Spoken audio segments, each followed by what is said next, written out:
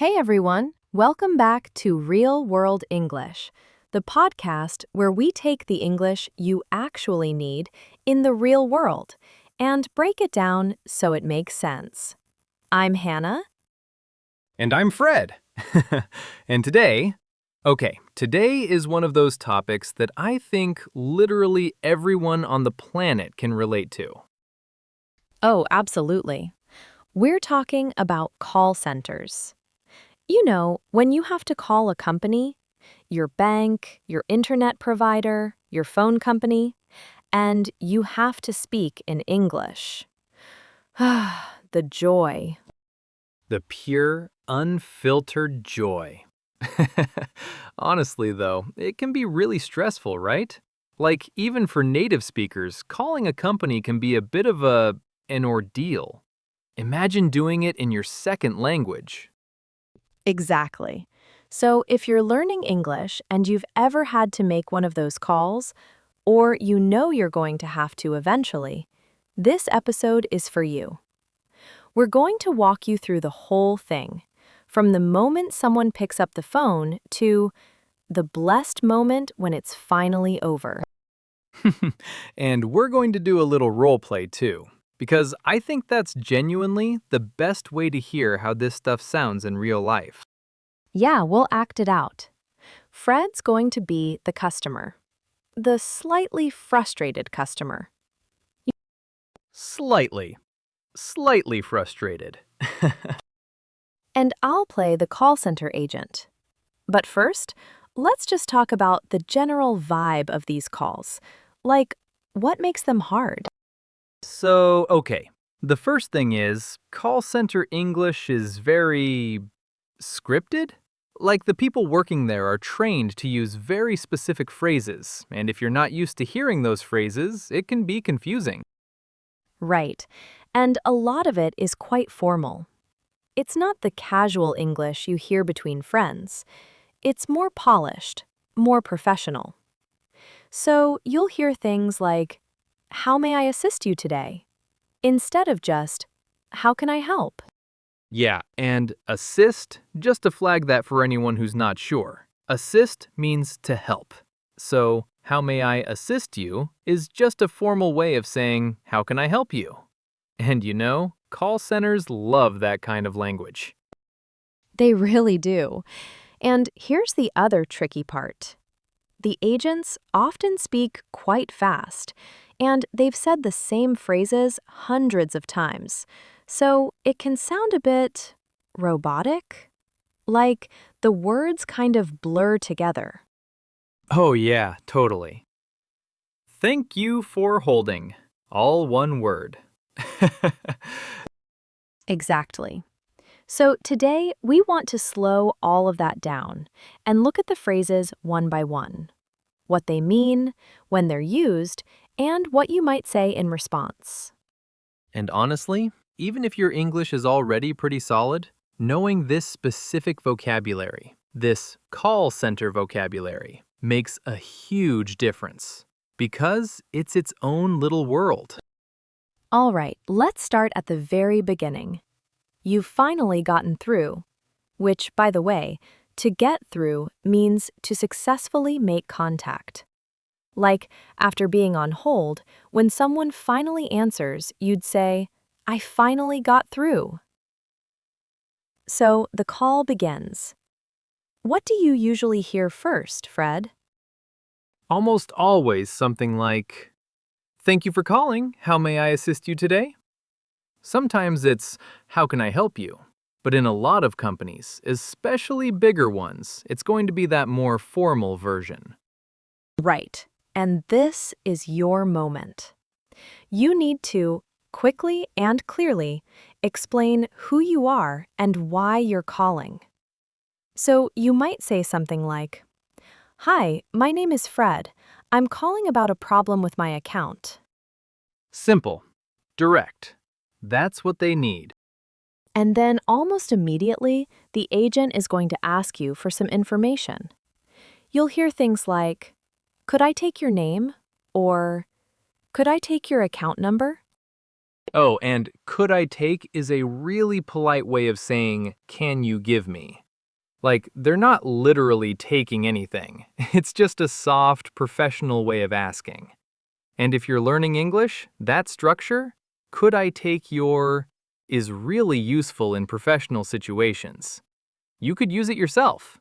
Could I take your email address? Very smooth. Very smooth. And then sometimes, before they even start helping you, they'll say, "Bear with me for just a moment." Ooh, bear with me. That's a good one. It really is. So, bear with me. And here, bear is a verb, not the animal. It means please be patient or just wait a moment. They're asking you to stay on the line while they do something, like pull up your account, check something, whatever. And honestly, it's a phrase you can use in tons of situations, not just on the phone. Like if you're in a meeting and you need a second to find a document, you could say, bear with me, I just need to find the file. Exactly. Super useful. Okay, I think it's time. Should we do the role play? Let's do it. Okay. I'm getting into character. I am Fred. I have been overcharged on my bill. I am mildly furious. Mildly furious. Perfect. Let's go. Thank you for calling Brightline Services. This is Hannah speaking. How may I assist you today? Hi, yes. Hi, Hannah. My name is Fred Martinez, and I'm calling because I think there's been a mistake on my bill. I was charged twice this month. Oh, I'm sorry to hear that, Mr. Martinez. I completely understand your frustration. Could I take your account number so I can look into that for you? Yeah, sure. It's 447892. Perfect, thank you. And just to verify, could I also take the first line of your address? It's 12 Oak Street. Wonderful. Bear with me for just a moment while I pull up your account. Okay, I can see your account here. So you're saying you were billed twice in the same month? Yeah, exactly. I got two separate charges on the 3rd and the 14th, but I should only have one monthly payment. Absolutely, I understand. Let me look into that for you. Okay, I'm going to put you on a brief hold while I check this with our billing department. Is that okay? Sure, yeah. How long do you think it'll be? It should be no more than 2 or 3 minutes. I'll be right back with you. Okay. Okay, hold music plays. Fred stares at the ceiling. I'm on hold. I've accepted my fate. Mr. Martinez, thank you so much for your patience. I've spoken with our billing team, and I can confirm that you were indeed charged twice due to a system error. We're going to process a full refund for the duplicate charge, and that should appear in your account within 3 to 5 business days. Oh, great. That's a relief. Thank you. Of course. I want to make sure everything's been resolved for you. Is there anything else I can help you with today? No, I think that's everything. Thanks, Anna. My pleasure. Thank you for your patience today, Mr. Martinez. You have a wonderful day. You too. Bye. Goodbye. And scene. Okay, that was great. And honestly, Hannah, you were very convincing as a call center agent. I've had a lot of practice being on the other end of those calls, so. So let's pull out some of the key moments. The first one I want to highlight is, I completely understand your frustration. That phrase is so important. It really is. It's what people in customer service call an empathy statement. And empathy, in case anyone's not sure, is the ability to understand how someone else is feeling. So when an agent says, "I completely understand your frustration," They're acknowledging that you're annoyed. They're validating your feelings, basically. Right. And even if you're the customer, knowing that phrase helps you recognize when it's being said to you. Like, that's the signal that they've heard you and they're going to try to help. And I want to note, in the role play, I also said, let me look into that for you. So, to look into something means to investigate it, to check on it. Like, let me look into that means, let me find out what's going on. It's a really natural, friendly phrase. Yeah, much better than just wait. Let me look into that for you. Sounds professional and reassuring at the same time. And then there was, I'm going to put you on a brief hold. So, on hold is when they pause the call and you wait, usually with music or silence. Brief means short, so a brief hold is supposed to be just a few minutes. Supposed to be. Supposed to be. We all know how that goes. And then at the end, two phrases I love. First, I want to make sure everything's been resolved. Resolved means fixed, sorted out, solved. So they're checking that your problem is actually gone before they let you go. That's good service. And then, is there anything else I can help you with? That's the classic closing question. It's almost like a ritual. Every call ends with it. It really does. And for learners, this is a great phrase to recognize because when you hear it, you know the call is wrapping up. If you have more questions, this is your chance. If not, just say, no, that's everything, thank you. Clean. Easy. Done. Okay, so let's talk strategy for a second. Because I know a lot of our listeners might feel nervous about making calls like this in English. And I want to offer some genuine practical tips. Yes. Number one, and I really believe this, it's okay to ask them to repeat themselves. If you didn't catch what they said, you can say, I'm sorry, could you repeat that? Or even just, sorry, could you say that again? They're used to it. They do this all day. Totally. And no one is going to judge you. The agent's job is to help you, and that includes making sure you understand each other. Number two, speak slowly and clearly yourself.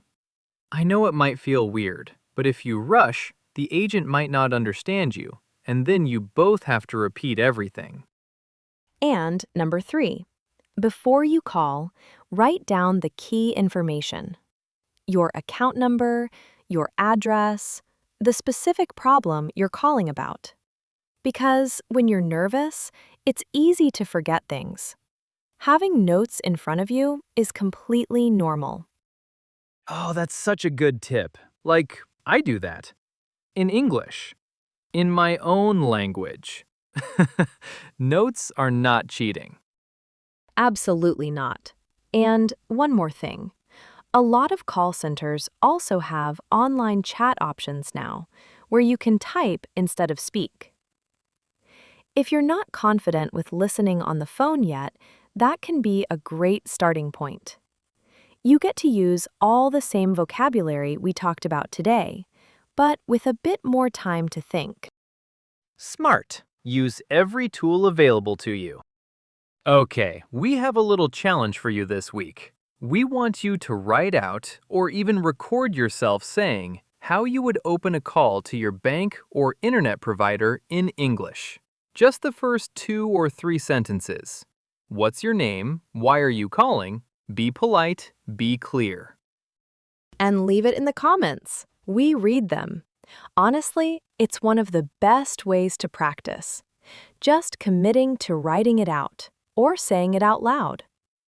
And if you're learning English, that act of producing language, not just consuming it, is where the real growth happens. So give it a go. You might surprise yourself. All right, we've reached the end of the episode. But before we go, it's time for our favorite little segment.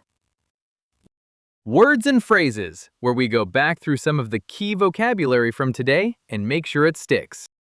Okay, first one, and I used this one right at the start. To get through, as in to successfully reach someone by phone. So if you've been calling and finally someone answers, you say, I finally got through. You could also say it in a negative way.